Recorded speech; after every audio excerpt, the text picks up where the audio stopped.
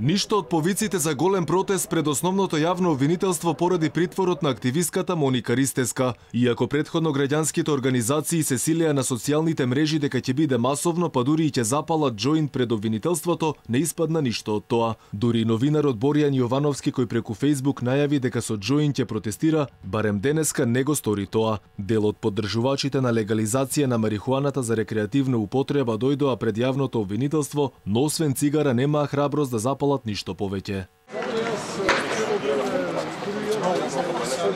Адвокатот на Моника Ристевска, која вчера беше приведена откако во незиниот дом беше пронајдена дрога, не е задоволен што таа е во притвор. Тој на протестот порача дека ќе биде поднесена жалба со цел да биде изречена поблага казна. Сметам дека е недопустливо во услови кога државата возможува мултимилионски бизнис на правни ентитети да можат тоа да го прават легално, да уживателите или оние граѓани кои што се оставени сами на себе и кои што произведуваат масло од канабис за себе или за блиски болни, да бидат гонети како да се криминалци.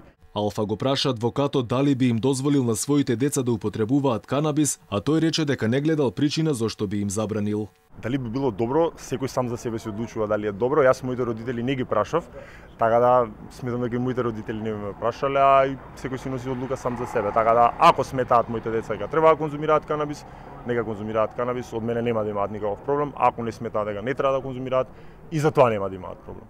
Инаку на Моника Ристевска ја изречена мерка притвор поради опасност од бегство, повторување на делото и влијание на сведоци. Таа се огласи оттаму и вели да не ја бараат, затоа што во притвор била 30 дена.